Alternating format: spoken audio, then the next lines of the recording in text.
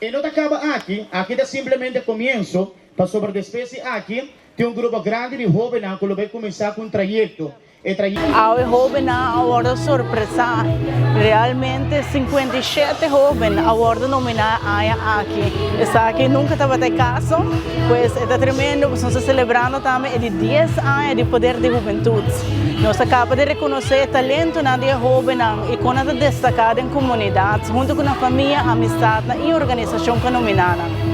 O trajeto que aqui também tem temporada de vacância grande, mas sobre a vacância vai começar em cima aqui. E assim que a vacância começar, é jovem com lota de ceia, de qual nós compreendemos mais de 30 e pico organização avisa que é jovem com nasce seleta, lo forma parte do trajeto aqui. Depois de aula, é jovem também começa a reunir, como o período de vacância, na lota mais disponível para reunir mais frequente durante a semana, onde nós também temos todo herramientas, todo conhecimento de como trabalhar, como executar projeto. Nós também visitar a organização, nós também organizar algum evento também para ter uma experiência. Onde a Nantawa porta solução para algo dentro da comunidade, e nós também criamos um projeto de gele, nós também apresentamos ele na jurado e ele tem ganador. Mas juntos, nós vamos executar o projeto aqui. Poder de Juventude vai realizar 10 anos acaba da Associação de Trabalho de Juventude na Aruba, daqui no Ministério de Assuntos Social e Justiça.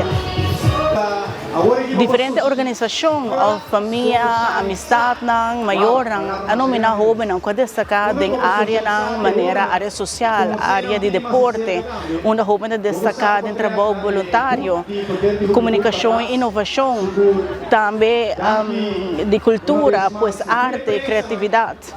E também com destacar com na mesmo liderazgo da comunidade, fazendo projetos de uma forma ou outra.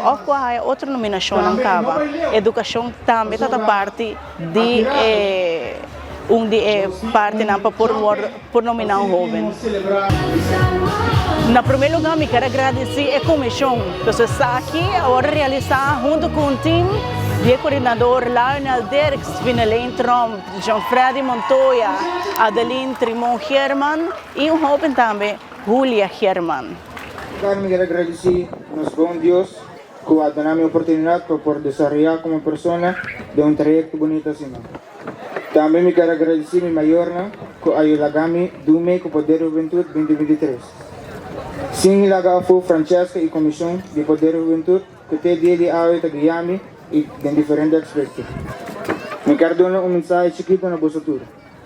Aproveitar de trayecto de 6 semanas, se você best para baixo, para sobre você sair rico no conhecimento, para seguir trabalhar para Aruba. Sigue querendo você mesmo. Bye, Pe. Eso.